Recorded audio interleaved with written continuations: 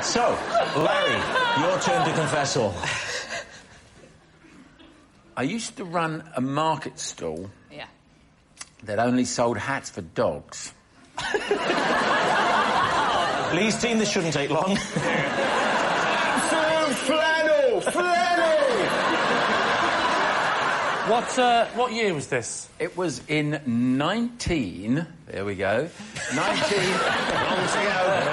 Larry, we're supposed to go. Here we go. You don't do it about yourself. No, it was in the 1960s. The 1960s? Yeah. And this was your own business? I was a lad. I was still at school. You were still at school, and you thought, I'm going to hit up the booming dog hat market. Yeah. I was pretty enterprising lad, I tell you. Can you give me some... In Harlow. What was your top seller? Harlow. The top seller was a plaid one, funnily enough. Yeah. Yeah. I was going to ask about sizes, because obviously the sizes of dogs... There were only 3 sizes. What were they? They were, well, small, medium and large. It's a complex system, Carol.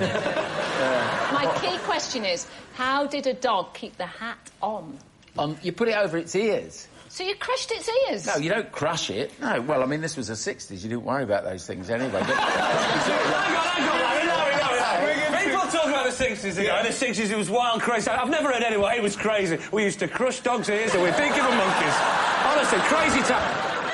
Did you make the hats yourself, or did you buy them from somebody else and then sell them on? No, they were being made in China. They were being made in China. So you had links with China, despite the fact you were at school. You're chasing this life. Was it just dogs' hats? Yeah. The main item then in the 60s, for some strange reason, in Harlow, was that all they Only in Harlow? Lee, the moment has now come within the game where you guess whether it's the truth or a lie. All the evidence seems to suggest It's a great big fat porky. Yes. That'd be a good name for one of his hats. So you're saying it's a lie? It's got to be a lie. Lie. It's a lie. OK. Larry, is it the truth or is it a lie? It's a lie. It's a lie. Larry did not run a market stall that only sold hats for dogs. He was far too busy running a kiosk selling cummerbunds to kittens. Joanna, you're next. I recite my times tables every night before bed. Why?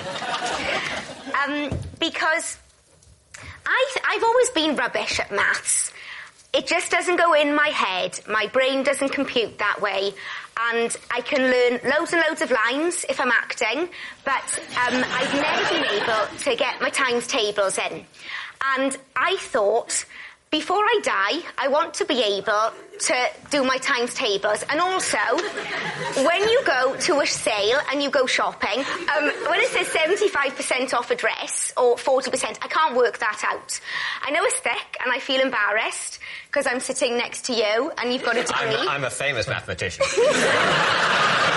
I'm actually, my secret identity is percentage man.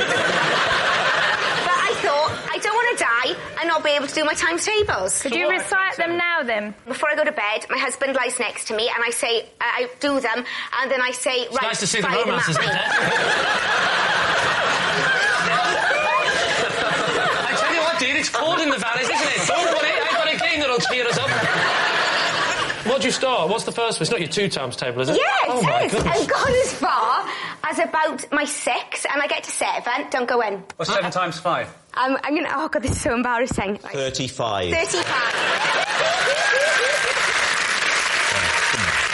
That is why I'm doing it. That's why I'm learning them. Yeah, but you might have dyscalculia, like me, so you're not thick. Have what? Dyscalculia, same as dyslexia, so that's what I've got. Oh, yeah, right.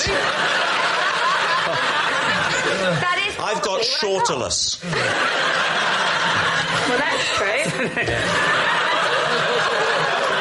Don't you come round here giving any of that, sweetheart. You'll be barred from this bloody pub, all right? But that is true, you might have that. You're not thick. Oh, If there are yeah. any kids watching, you're not thick if you can't add up. Well, you're a bit thick, aren't you? Well, I mean, it's a bit late, isn't it? You're not bright, let's put it like that. Do you do it every single night without fail? Even if you come in really pissed, you still do it? You're getting on the times table? Yeah, I still try to do it, yeah. How bad if there's a dress for 80 quid and it says 50% off, will you struggle? Right, well, this is right. No, that would be £40, wouldn't it? But I've got to check with you when I say it. I can't just say straight off. What I often find, actually, is in shops, when they take a percentage off the original price, they will also tell you the subsequent price. It's quite a minority of shops make you work it out. If you get it wrong, that's what you pay. Even if it's less than they wanted to charge. They go, I hope we don't get one of those dyscalculus people in. I thought it was 50p. So, Lee, what are you going to say? Is she telling the truth? What have you cracked? Which one do you think you've... I've cracked 1, 2, 3, 4, 5, 6. You mean you've learned how to count? OK, you cracked the ones, the twos... And I cracked 7 the other night. Right, give us the 7 times table. But I can't do it now, I can't remember it. 1 7 is 7. Oh, foul, this is like my worst nightmare. 1 7 is 7, 2 7s are 14, 3 7s are 21, 4 7s are 28, 5 7s, now this is where it all fell. 5 7s are 35, 6 7s are 42, 7 7s are 40, right, this is 49, 8 7s are 54, 52. Higher. 56. Okay. What was that? 9 7s are 56, 10 7s are 70, 11 7s are 77, 12 7s are 84, 88, 92. Right, so...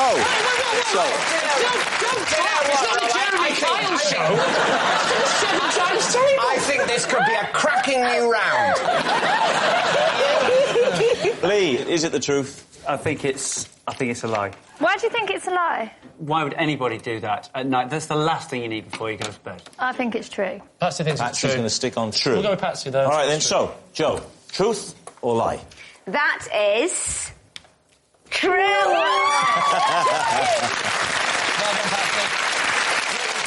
Yes, it's true.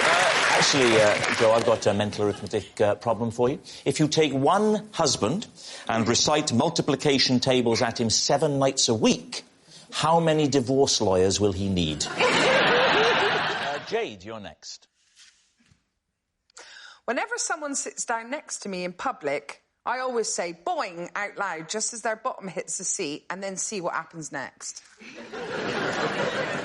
David's team. So as they sit down, does it have to be right next to you, or they have to be able to hear me say it. Do you say it quietly? Do you say it loud? I don't think I've ever done anything quietly in my life. Do you want to demonstrate? Yeah, let's have a go. Lee, can you stand? Just about. What's this for acting? Boy, Oh. And is it... No, that was unusual. Yeah. Wow. Do you vary the boings according to who's sitting down? Yes. What would you do? What would you do for David? Would Absolutely. You stand up? David. Let's let David sit and just go with the flow here, Jade. Right, OK. OK.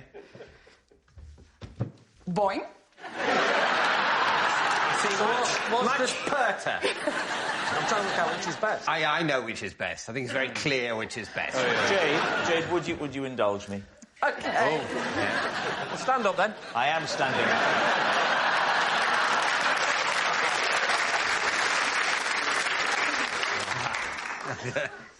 Boing. Is that a Welsh boing?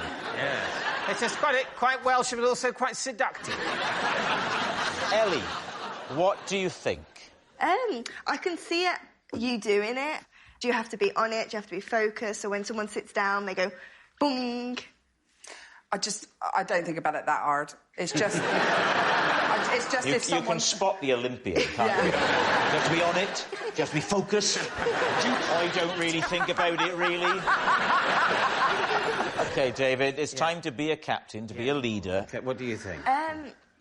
Real leadership quality, that.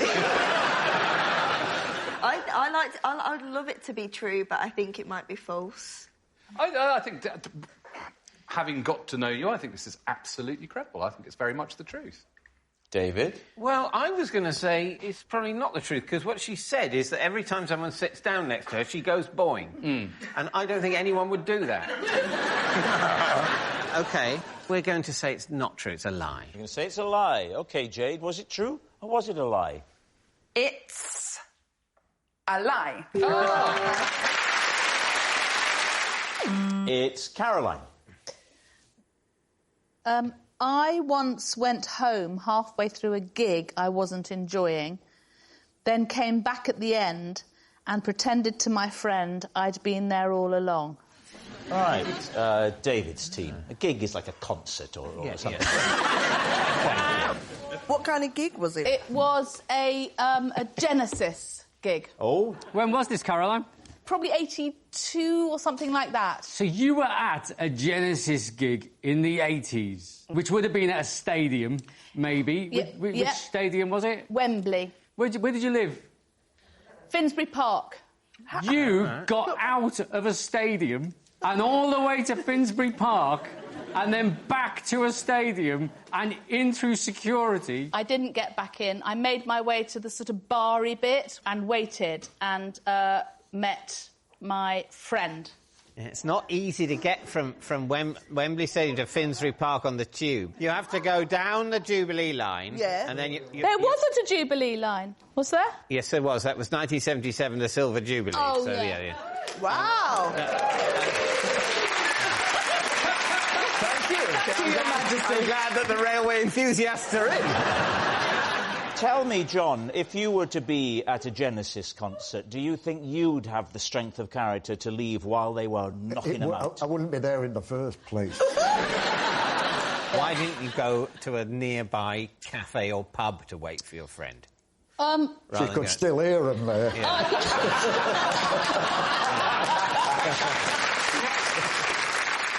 I have no idea what being in Wembley Stadium is like, whether for a gig or for a football match. You've never been to Wembley? No. Oh, man, you ain't living. What about for the International Railway Convention, didn't you? OK, what's it going to be? I feel like it's true. You think true? Yeah. Do you know what? The logistics of getting home and getting back before the end doesn't sit right. My instinct is it's a lie. OK. Say it's a lie. So we're going to say lie. They're saying it's a lie. Caroline, was it true or was it a lie? It's true. Our next round is called This Is My, where we bring on a mystery guest who has a close connection to one of our panellists. Now, this week, each of Lee's team will claim it's them that has the genuine connection to the guest, and it's up to David's team to spot who's telling the truth. So please welcome this week's special guest, Tony.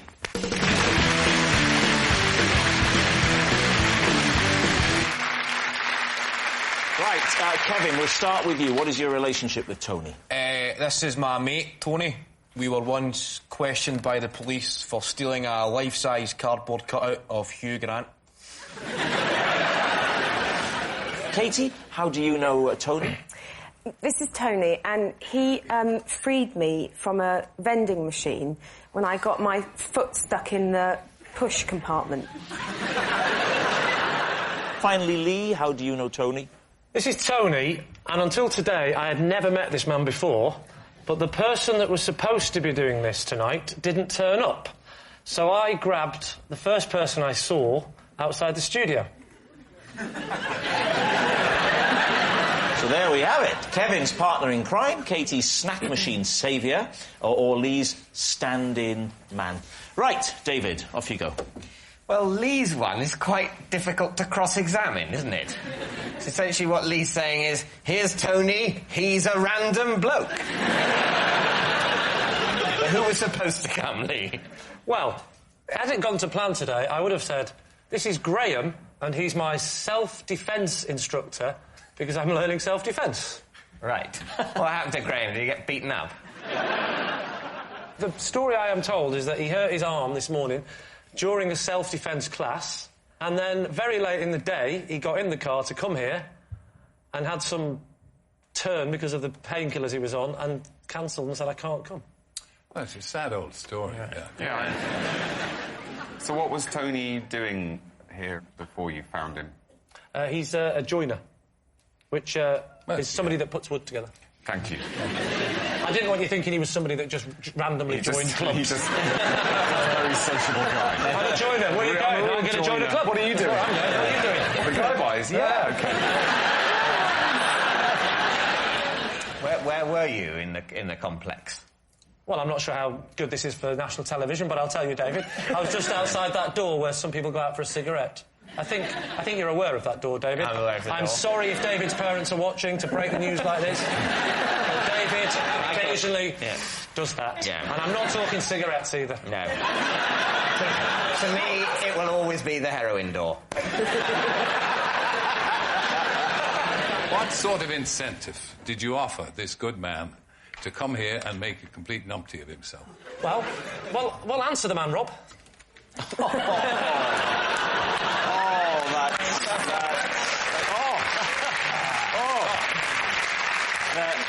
The rejected chuckle brother has got the better of me again. Okay, well, I mean, I must say, Lee's story is incredibly plausible. And incredibly tedious. Yes, I mean, that's why it rings so true. Kevin, your partner in crime, what did this man do with you? I think crime's a strong word, Terry, from a man who has got arson in his past. We were questioned by the police, not charged, just questioned for stealing a life-size cardboard cutout of Hugh Grant. What were you going to do with Hugh Grant?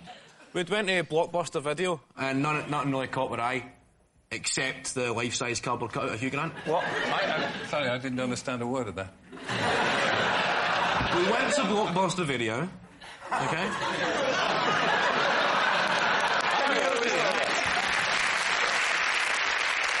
And nothing caught our eye, Terry.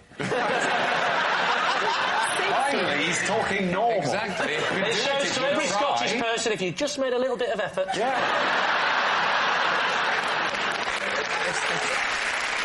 So we've seen a life-size cut Hugh Grant on the way out. It was threatening to be a pretty dull evening until we seen this, and we thought we'll steal this and have a laugh on the way back home. And we were walking home, a police car pulled up and said, "Where are you going with Hugh Grant, lads?" The police guy could not see the funny side at all and decided to put him in the passenger seat, put us two in the back and drive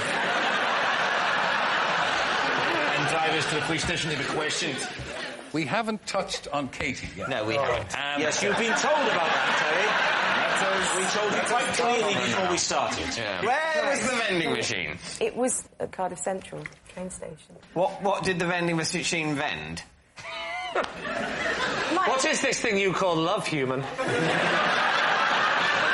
does it vend? It vended the normal stuff, drinks, chocolate bars. What were you doing with your foot in the vending machine? Well, I put the money in. Yeah. And I was trying to get a drink, and I could see that it had come out a bit, but not properly. Yeah. And after trying to get out with my hands, I tried my foot. And it got stuck? Yes. But was it a little hole or a big slot? It was like a tray thing. And how did this fine man help you? He was working at the train station, Yeah. and he's clocked it and came along and said, "Do you want a hand?" And you said, "We must keep in touch? Can I have your email address?" We didn't stay in touch, but I knew how to find him. How did you because find he's him? still working at Cardiff Central. But what I don't understand, right, the thing's fallen down. Yes. And you're having difficulty getting it out with your hand. Now, Correct. hands are basically better than feet. Yes. That sort of thing. I wonder why you do sort of that. think, if the hand can't do it, why is the foot going to develop the knack? No, my logic was, I tried with the hands, and I thought sort of a kick, brute force, might work instead. That was the logic. Was it the sort of door? You know, because often the slot at the bottom has got a sort of door, hasn't Yes, it had a I door. offered slot and she called it a tray. Yeah, it's not a tray, is it? It's not a tray. A tray would be removable. This is like good cop, guy by cop.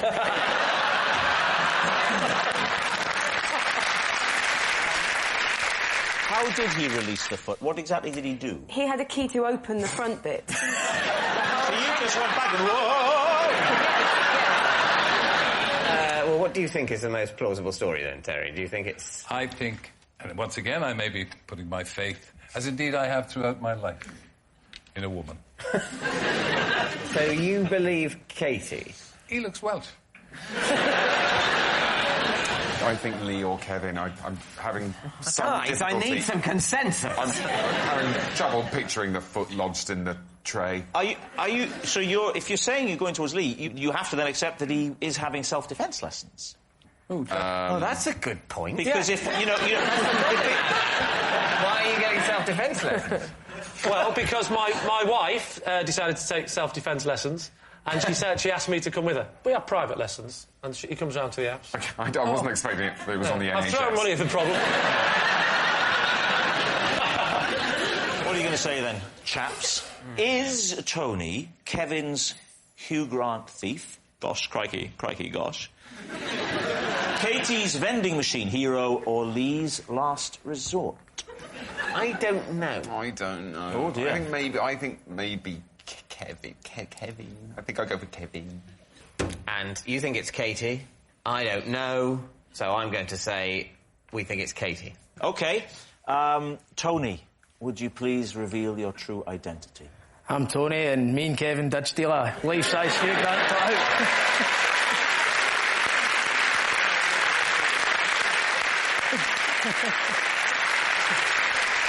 Were there any charges? No, it was a caution. And you're proud of it, aren't you? I can see that there's a real pride in your face. You feel you should have a Duke of Edinburgh award, don't you? Thank you very much, Tony.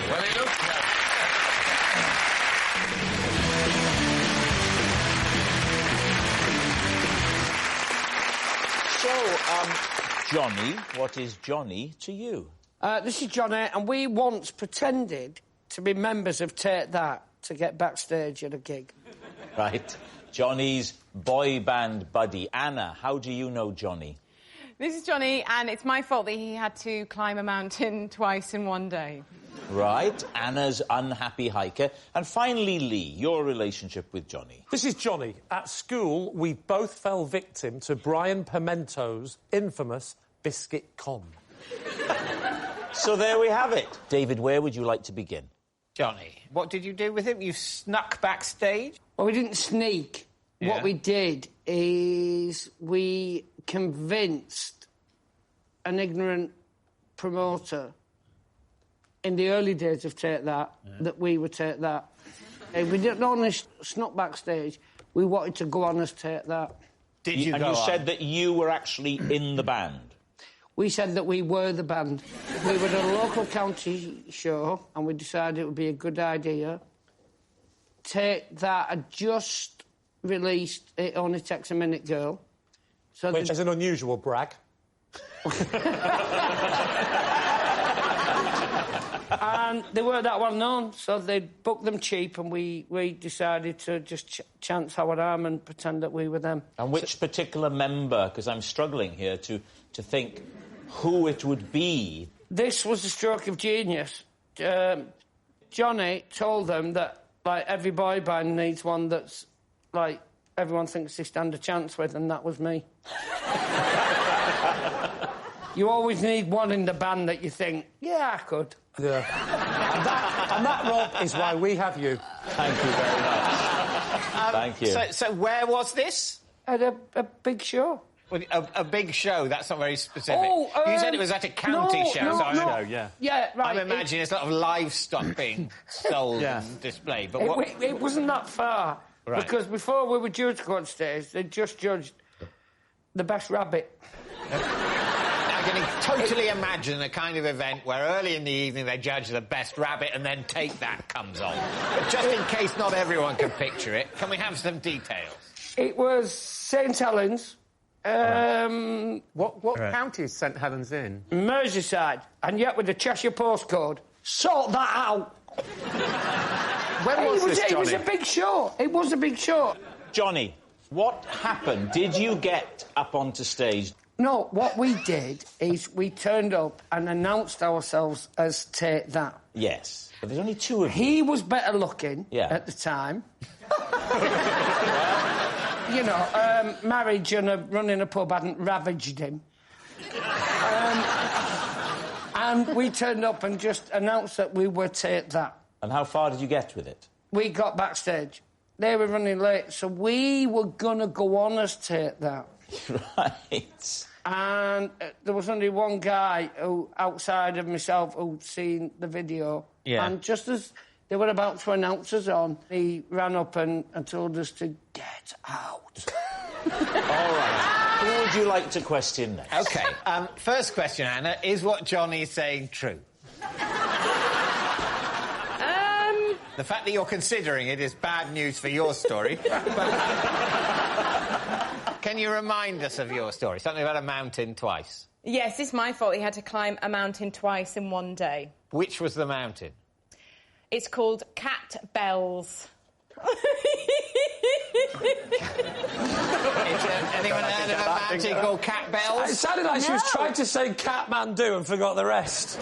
Cat Bells. Where's Cat Bells? It's this country, my love. It's near Keswick in the Lake District. In the Lake District. What was Johnny? Was he like with you on a trip? Was he your guide, or was he like an ambulance person? Has it got to be one of the three? I'm giving options. OK, well, don't go through them all. We'll be here all day. Was he a fireman? Was he a postman? Was he a friend of your cousin or your cousin's friend? Was he your Uncle Pete or your Uncle Bob or your Auntie Pauline? Or just, you could use another system. Who was he? Who was he? Who was he? Johnny's my friend. Why was he and were you going up Cat Bells? Because it was like an anniversary, friend group anniversary. Leave the children at home, get on the bits, but earn the things and do a bit of exercise. Get on the bits and earn the things. She's making perfect sense. Get on the bits and earn the things. What do you mean? Have you had a bang on the head? Get on the bits and earn the things, isn't it? What? So what are you talking about? Yes, yeah. Lee's question. Please answer Lee's question. We're marking 25 years of friendship. Right. To earn the night out. This is the exercise that you're doing to justify getting drunk later. Yeah. And you go up Cat Bells. Yep. Tired, nice view. You go down Cat Bells. Why do you make him go up again? Because I realised that I had lost my phone and presume my phone is at the top. How long does it take to get up Cat Bells? About 2.5 hours. Good Lord. So I'm having a little, episode, a weep and a cry, and Johnny volunteers to go back up and get it. Right. And is that because Johnny fancies himself as Wolverine? I've not seen those films. Is he a great phone fetcher? Neither have I, but he's very Hugh Jackman. Have you not seen that film, David? Wolverine phone fetcher? I think it's more that he's a very kind person, and I know a few things about Johnny, so... So a mixture of goodwill and blackmail. Yeah, I'm hasten to add, when Johnny was in my life, in my story, he was a very generous person. He always went out of his way to help. In my story, he's an intolerable pillock. So he goes back up to get the phone, then what happens? And then I realised the phone is on my person. Johnny came back down and said, I'm so sorry I couldn't find it. And then I just said, oh dear, and kept hidden that I actually had it. And when did you come clean? Last New Year. How did Johnny react when you told him? He was pretty good-natured. He likes exercise. All right, now what about Lee's story? So, just remind us, Lee, what it is you're trying to convince us of. This is Johnny, and when we were at school, we both fell victim to Brian Pimento's Biscuit Con. Who is Brian Pimento, and what was his Biscuit Con? Good question. Brian Pimento was a kid in our school who was a few years older than me and Johnny. So how old were you at this point? 11 or 12. And what was his Biscuit Con? Well, he approached us in the playground and said, hello, boys, I've hidden a biscuit. Do you want to find it?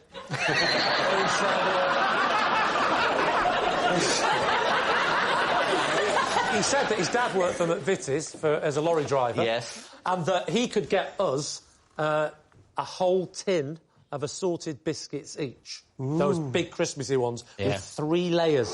And what did you have to do to get these? Well, he said, so if your parents smoke and you can take some cigarettes from them and give them to me, I'll exchange it for 2 big tins of triple-stacked, Christmas-assorted biscuits. How many cigarettes did he require for those biscuits? 5 each. That's a good deal. For who?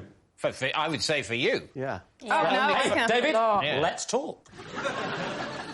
You stole 5 and Johnny stole 5 from his parents? Didn't ask where he got his from. OK. You never ask questions with these sort of things. I said to him, where'd you get your cigarettes from? And he went... I thought you said you never ask questions with these sorts of things. No, that's what I learned when I said, where'd you get your cigarettes from? So this was the next day, you turn... Is it? No, that evening. That evening? Meet us in the woods. Nice and specific. Meet us in the woods tonight and... Dun, dun, dun. And bring your keyboard. What happened? What happened? He came, and we thought he'd be on his own, like he was when he offered us the deal. From the bushes, 3 lads appeared either side of him. He took the cigarettes, he said thank you, and then they all started laughing their heads off at us. Oh, shame. And said, Lee. Ain't no biscuits, son. All right, well, we need an answer. Is Johnny Johnny's boy band buddy, Anna's unhappy hiker, or Lee's scammed schoolmate? What do you think? I think it's Anna's hiker. I think that's the one that has the biggest ring of truth for me. Lee's story was, you know, fine. But the thing is, you and Johnny are not the same age. Don't listen to her, Johnny. She's being very rude to you. I see a lot of myself in Anna. And I would have gone up a mountain for bits. So I believe that side of it, and I think... So you both think it's Anna. What are you thinking, David? We're going to go with Anna. OK. Yeah. Right. So, Johnny, would you please reveal your true identity? I'm Johnny, and Johnny and I pretended to be members of Takeout. Yes, Johnny is Johnny's boy band buddy. Thank you very much, Johnny.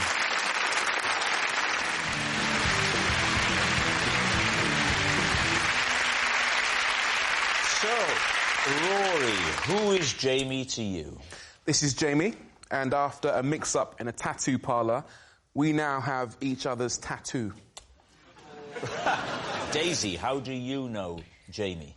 This is my ex-boyfriend, Jamie, and I used to put sleeping pills in my parents' tea so I could sneak him into the house. And finally, Lee, what is your relationship with Jamie? This is Jamie. While staying at an Airbnb, I mistook him for an intruder and attacked him with a whisk. So, there we have it. David's team, where would you like to begin? Daisy, when did you go out with Jamie? When I was about 14, 15. Where did you get the sleeping pills? My mother had them to get to sleep. What was the drug? It was just regular kind of night-old sleeping pills. I don't know. Over the counter? Over the counter ones, yeah. But they weren't prescription. They weren't like some hardcore thing from a doctor. So you were trying to get them just to nod off a little bit earlier than they would have done. Yes. What sort of time would you administer the dose? So I would administer, especially when they're watching Inspector Morse. So I'd say, "Can I make you a cup of tea?" They'd say, "Yes, please," and I'd be in the kitchen putting them in the... How many times did you do this? How often did you do this as a tactic? I think for the duration of our relationship. Which was? About a year. What was it about Jamie that was so unacceptable to your waking parents? Because he was a very angry goth. And he didn't treat me very well. See, I wasn't necessarily assuming that your parents didn't approve of the relationship, just that they didn't approve of you, the thought of you holding hands with him. No. Did you think you were coming on Jeremy Kyle? So, you've drugged your parents. What happens next? Then they go to sleep. What, in the chair? No, they say... And you say, "Come on in, you come, my lover, don't worry about them, they're out for the count." They say, strangely, this episode of Inspector Morse doesn't seem as gripping as normal. Let's get an early night. Who cares who did it? They get very tired watching the show. They poodle off up to bed. At this point, he's finished work at the Chinese restaurant, so I sneak him round the back gate. And because he's a goth, he's very well camouflaged in the dark. Then Mum goes to bed, and we just listen to Iron Maiden very quietly and write goth poetry together. I've never heard that euphemism. No. But... OK, and this happened for about a year, and were your parents unaware of the relationship altogether? No, because they woke up once. And... You hadn't got the chloroform and the hanky. So they woke up, and my mum walks into the room to find some black goth hair on my pillow and says, "Paul," which is my dad, "get down here now. Daisy's smuggled in Jamie. Kick him out of the house and say something responsible." So my dad said, "Get out my house, you pillock." OK, now then, what about Rory? OK, so Rory, what was going to be your tattoo, and what tattoo did you end up with? I wanted a tattoo of a crescent moon. Quite classy. Yeah. Instead... Easy. Instead, I got a picture of Popeye's face. And where? Just there on my left shoulder blade. Have you still got it? Yes. And how did the mix-up occur? We were on holiday in Thailand together. Bit of a lads' booze up. One thing led to another. We all got a bit merry, shall we say. And I don't think it was Jamie's idea. I think it's probably Sam, my other friend, who said, "Let's all get tattoos." Yeah, that sounds like Sam. That's a kind of... It's a very Sam thing to do. Yeah. When was this, Rory? Late 2000s. The late 2000s? Sorry, early 2000s, my bad. The early 2000s? Yes. Well, the late 2000s would be nearly 1,000 years. A long time in the future. So, you're in Thailand. Yeah. Talk us through the tattoo parlour. Where was it situated? Koh Phangan. So you fly in, you get to Bangkok, and then I think... If you're lucky. And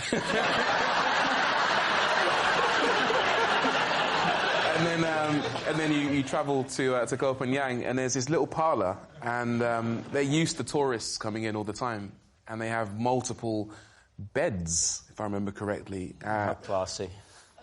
And not that kind of establishment. And then you choose out of a book what you want.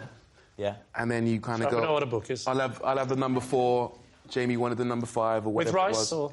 Not that kind of establishment. Okay. And then So it is neither a restaurant nor a brothel. The kind of establishment it is a tattoo parlour with beds and a low standard of administrative competence. You'd have gone out a storm on this stag weekend, David. Rory, how long was it before you realised the mistake? Immediately. Yeah, you stand up, there's a mirror there, you go like that. And there wasn't a picture of a classy crescent moon, there was a picture of Popeye's face with the pipe and everything. Who was more upset by this outcome, you or Jamie? Me, by far. Right. Absolutely. He's now got a classy crescent moon on his back. I've got Popeye. Are you not following this? OK, now then, what about Lee? Remind us, Lee, of your claim. So this is Jamie, and while staying in an Airbnb, I mistook him for an intruder, and I attacked him with a whisk. OK, and where was the Airbnb? The Airbnb was in Rye. And why were you staying in an Airbnb in Rye? Because I like to get away from my family, full stop. No, I like to go away and write and just get some peace and quiet, so I go away for 2 or 3 days, occasionally, very occasionally. Why did you Get married in the first place? I don't know. I've asked myself every day the same question. Why did you choose a whisk over a knife?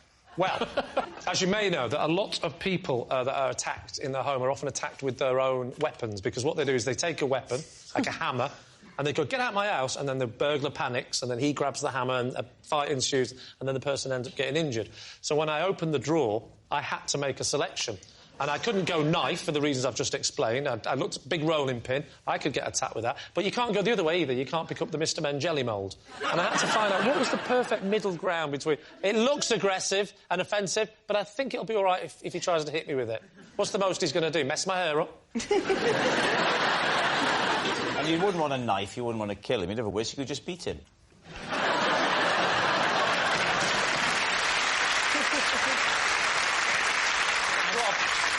You beat with a fork, you whisk with a whisk. The applause begs to differ. Let's set the scene. Paint a more vivid picture for us. It was daytime. It was daytime? Yeah. I mistook him for an intruder because I subsequently found out that on the email that was sent by the person who owned the house, they said, oh, by the way, someone's coming, whatever it was, Saturday afternoon to have a look at the wood-burning stove. I hope that's OK. They'll only be 20 minutes or whatever. So I was asleep, and it was about midday, something like that, and I hear a noise downstairs. And then he starts playing around with the wood-burning stove. Oh, no. And I get worried. I think someone's down there. Because the noise is sort of... sorry, well, you are Welsh. Are you asking me the time?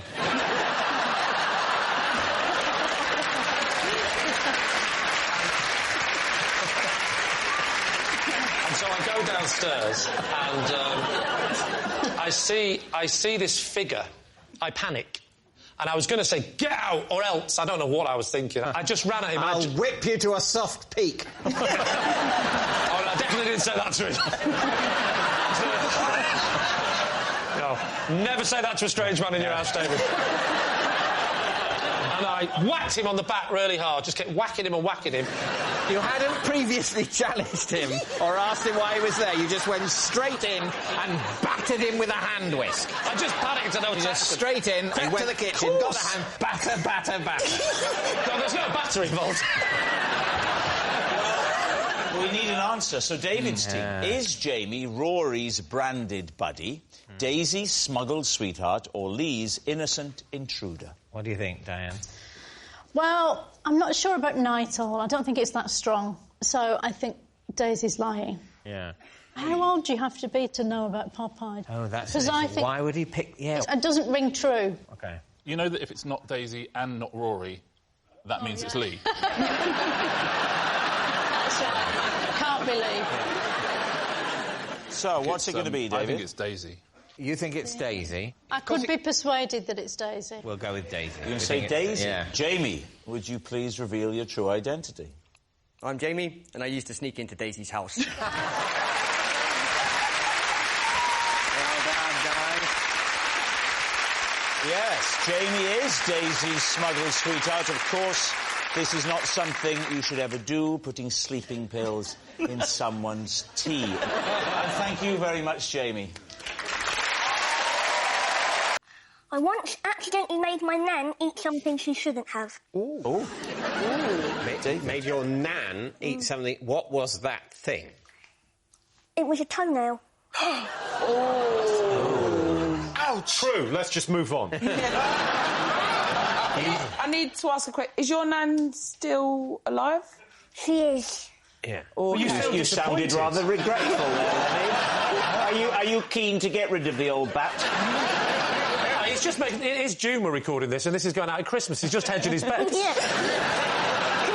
Can we just do different takes? Just say one no, she isn't, and then one she is. Okay. Just we have both options. Is your nan still with us? No. I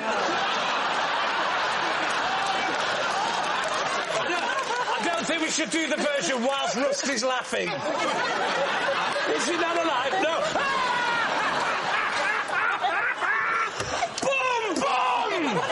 And where are we? We are in my... I'm weird now. We're in my bedroom. You're at home in your bedroom? Yeah. And what happens? Sorry, I thought it was very funny the way you said, where are we? You said, in my bedroom, and you changed it to, so you're Yes, in your bedroom? I did. I'm not there anymore. Carry on now. That's absolutely That's right. what happened, wasn't it? I'm not going to say the wee thing again. Why are we in your bedroom? I'm confused, man, in your bedroom again. Get out, Rob, get out. Just to be clear, I'm not in Lenny's bedroom, and I never have been. Have I, Lenny? For legal reasons, no. So, you're in your bedroom with your nan. What happened next? Just had an operation in March on my back and sitting on my bed, and I realised my nails look a bit long on my toes. So I cut them. Basically, I had a Reese's Pieces packet. So I'd put the nail in the packet. My nan's come to visit me after my operation. Then said, oh, I like Reese's. All right, it's time to make a choice here, David. OK. I'm trying to read your mind, as you rightly tell, so try and keep still. OK, I think it's true. They think it's true. Lenny, was it true or was it a lie? You can read minds well, it's true. For a summer, I worked at a funeral director's that offered themed funerals. What's a themed funeral? Give us an example of a theme. Well, you can have a medieval one. How does a medieval funeral work? You have it when you're 26.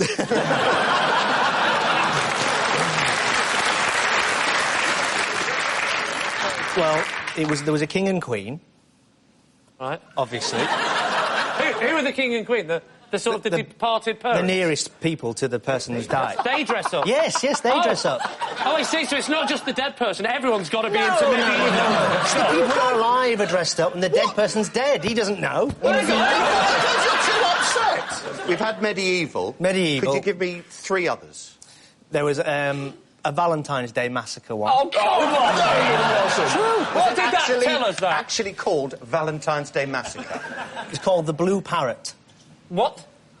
Well, the Blue Parrot is the name of the supposed club that all the people... They're all believing it now, look at that. The St Valentine's Day Massacre was an atrocity. Why a funeral is depressing enough? Why would you want to make it more depressing? It's not me personally, it was on the list. What was beyond the pale?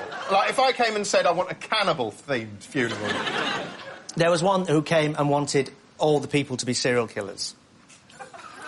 But dressed as different serial killers. I just realised you said I genuinely thought you said cannon and ball. I said, what are you talking about? He's dead! He is dead!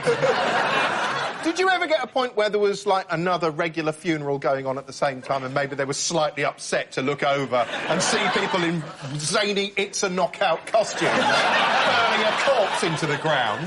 It was only ever crematorium, it wasn't ever burials. So it was quite private. What if they said, before the crematorium, he was a big fan of Bonfire Night, can you stuff it with fireworks, Catherine wheels, the lot, and then when it goes behind the curtain, pin the coffin to a wall and watch it spin round as the flames spin around. So, Lee, what are you saying? Do you What's know the what? decision? I'm getting genuinely annoyed by this, because I know we've got to say it's a lie. Because if we say true and it's a lie, everyone at home is going to be going, what? How could that possibly be true? And then there's a massive voice in my head going, this is true. I know exactly what you're saying. Really? Yeah, there is. The St Valentine's Day Massacre! I know it sounds ludicrous. Lee Mack, make a decision. What is We it? go for common sense. Yeah, it's a lie. Let's not look stupid. All right, go on. We'll say it's a lie. Saying it's a lie. OK, Reese, fact or fiction? It is... lie. It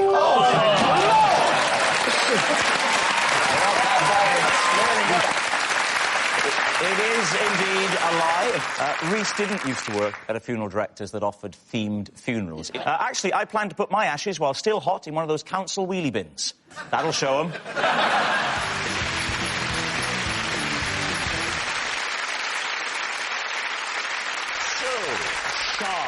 What is Jerry to you? This is Jerry, and he was the policeman who came to investigate when I was heard screaming during a Christmas game of Twister. Right. Sean's concerned copper. James, how do you know Jerry? This is Jerry. He's the fireman who every Boxing Day soaks me with water during a festive game of Squirt. Right. James's fireman friend. And finally, Lee, what's your relationship with Jerry? This is Jerry. He's the paramedic who ticked me off last Christmas after I landed my drone in his ambulance. David's team, where to begin?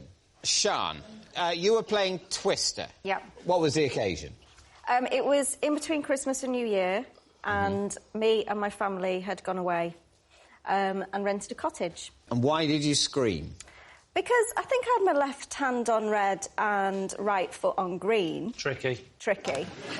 And we'd all had a few drinks, and... What was the time? What time of day? Oh, it was evening. Right. It was evening. I'd say about 10:30ish. Okay. And my uncle fell on my face and I screamed.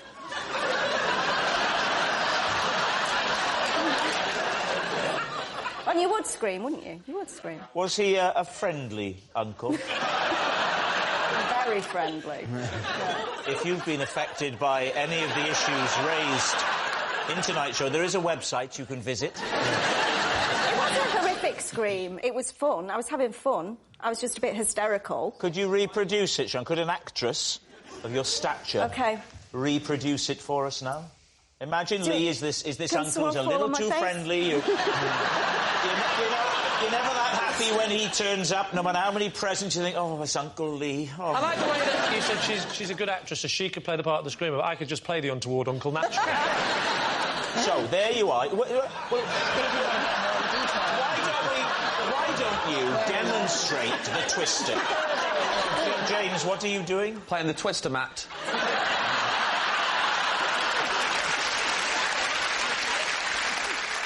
It wasn't a scary scream. It was like a...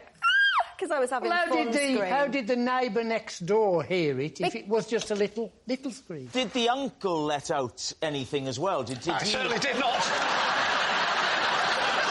So what happens then? So suddenly there's a knock on the door. Yeah. And what happens when Jerry arrives? Well, we're all just having fun at this point. We've all had a few drinks. We all invite Jerry in, see if Jerry wants a sherry.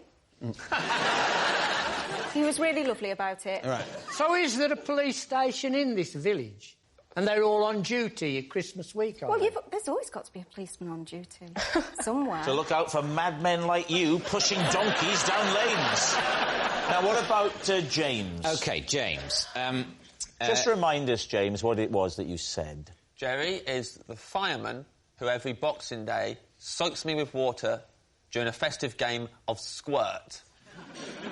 Oh. OK. What's going on? Squirt is a game. Is it? Yeah. 2 teams of firemen.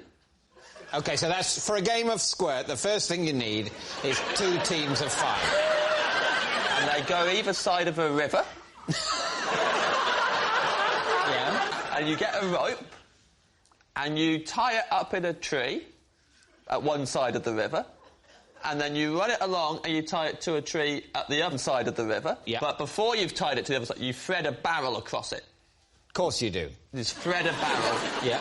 What if there's a fire in the local area during the lengthy setup for a game of Squirt? Well, he's not... They can't put out fires anyway. He's only volunteer. Sorry? They're just a volunteer fire brigade. They're not allowed to put out fires. What are they allowed to do? Just look at them? They are permitted to pick up litter. Where do they get the fire engines and everything from then? Their fire engine's an old one. It's more like a ice cream van that's painted red.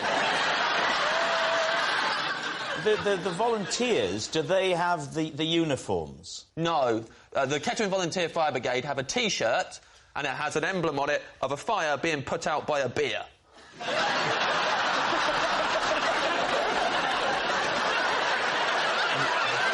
Talk us through the rules of Squirt. OK.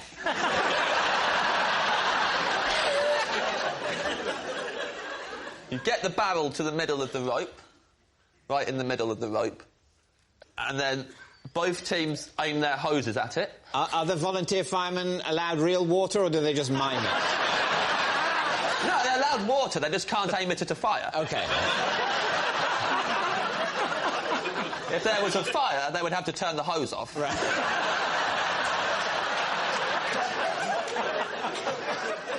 So what happens next?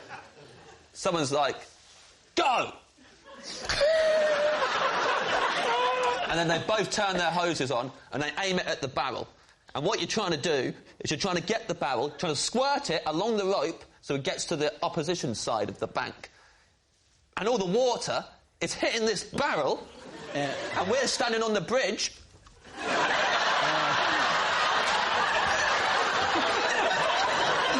Getting soaked. Yeah. And then you walk home going, good squirt this year. Right, now then, what about Lee? How did you come to land the drone in Jerry's ambulance? We have this really weird tradition in our house where we like to keep dry. And so I thought, what I'll do is I'll fly my drone, but I'll stay in the house. And the window was open, and I thought... The window was open because it was a very hot Boxing Day. The window was open.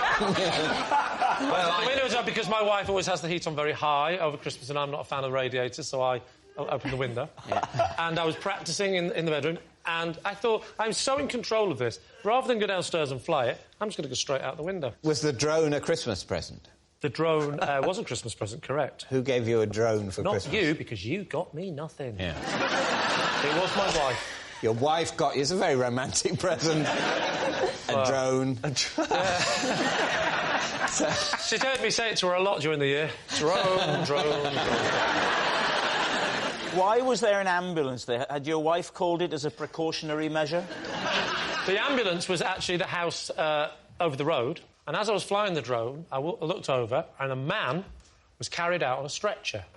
And I think, can't quite see what's going on, but I thought I'll have a little look at that. And my drone has a camera attached to it, so I fly my drone over. That's getting closer and closer. You know, I'm getting quite a good... It can help, I think, when someone's just had a heart attack or something. Something shocking or strange can really helps them really get it together. I thought so. Yeah. And so I was watching it and I thought, this is interesting. And then he gets put in the back of the ambulance and the doors stay open and Jerry goes in the back. I think, I'll have a little look, see what's going on. So I get a bit closer. And now I'm hovering just outside the back doors. Yeah. And I pushed forward a little bit too much.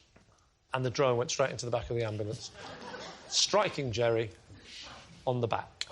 This presumably hurt Jerry because the rotors of a drone are very fast. Yeah, he was a good 3 or 4 inches taller than this last year. So Jerry spots you leaning out of your bedroom window with a remote control. What does he then do? Oi! I said, give me my drone back! I can't really repeat what he said on television. Okay, he swore. Because... No, he's French and I don't understand French. We need an answer. So, David's team. Is Jerry Sean's concerned copper, James's fireman friend, or Lee's peeved paramedic? Oh, I don't. I mean... I think it's James's. You think it's James's? Yeah. I think it's Sean. I mean, I think we're agreed Lee is lying. Yeah. The question is it James or Sean? I think it's a mate of James's from the pub who was a volunteer fireman. I'm not happy about this. Because my instinct is that James is telling the truth. Right. But I know what that's saying publicly. I know what I am then believing. I'm believing a game that is played across a river between volunteer firemen with a souped-up ice cream van and squirting a barrel in which the locals come and stand and watch in just the place where they get splattered with water. What's it going to be? I think it's James. You're going to go with James? Yeah. Go on, Jerry, I'm saying it's James. Would you please reveal your true identity? I'm Jerry, and I'm a volunteer fireman who soaks drains on Boxing Day. Hello, Jerry. Yes, Jerry is James's fireman friend. Thank you very much, Jerry. For my first term at university, I rented the bathroom in a student house and slept in the bathtub every night. Lee, Greg. Yes? Before we even start this, can you stand up? There'll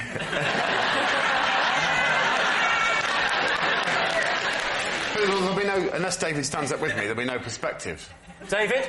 In fact, let's have proper perspective. Connie, can you stand up?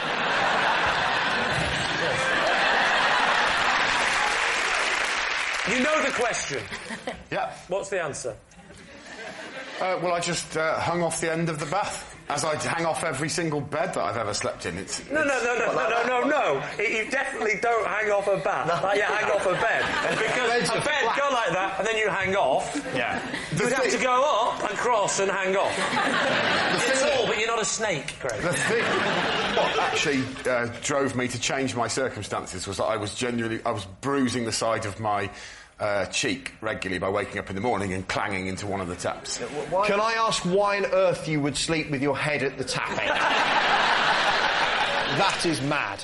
Yes. Well, you know, I was 18 years of age and I mainly lived off Thunderbird wine, so bad decisions were my forte at that period. So did you have a bed in the house? Did you? Oh, so that was the reason you was in the bar. There was a. Well, why do you think he was in the bar?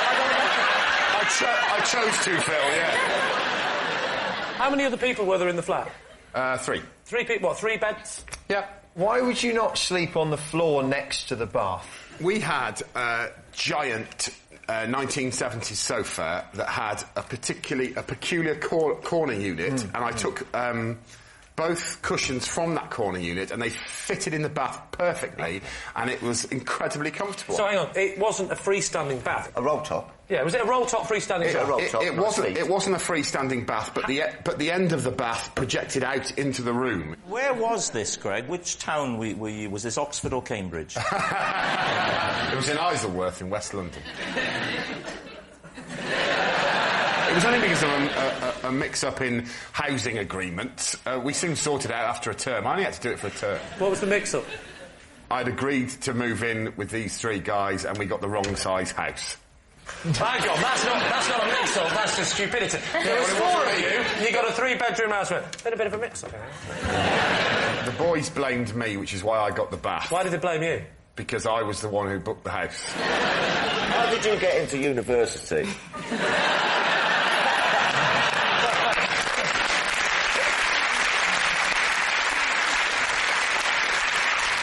So, Lee, what are you thinking? Marcus? I think it's too preposterous to be true.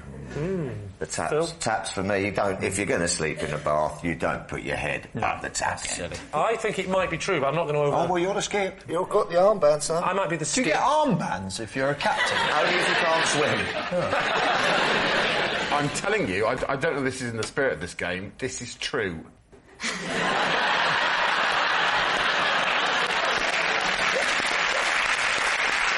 That was sufficiently moving.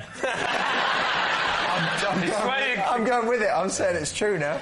What are you saying, Skippy? Should we say true? True. Not Skippy, Rob, not Skippy. I'm not going to go and go and fetch help. I'm a skip.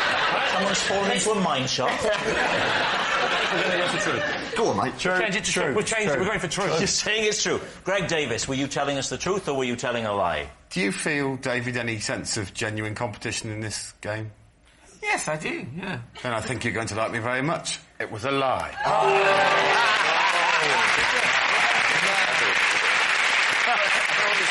Yes, it was a lie. Greg didn't sleep in his bathtub every night for his first term at university. Yeah, I once guessed the exact number of sweets in a Mini Cooper and was awarded a prize by Britain's tallest man. How many sweets were in that car? Yep.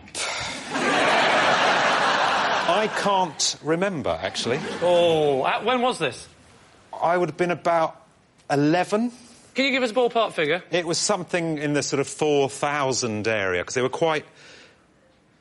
They were quite big. I don't think they were... 4,000 sweets in a Mini Cooper? I don't think they were real sweets. They were probably, like, fake big sweets. Right. What sweet were they? What tipped you off to make you think that they was fake?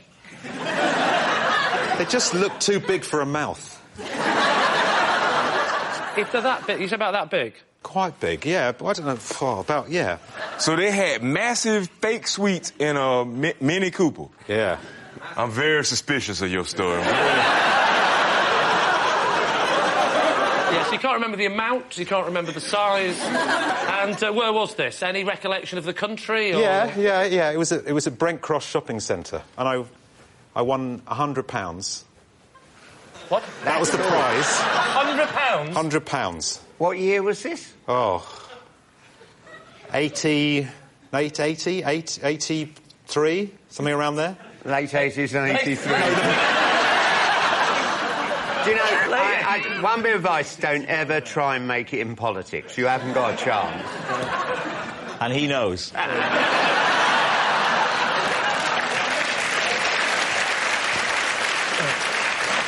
I sense you're edging ever closer to a decision. What are we going to say, Ken? He's lying. Not that tough, then. Reginald?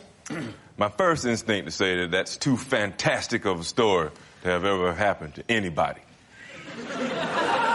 But then I think, you look like you might do anything.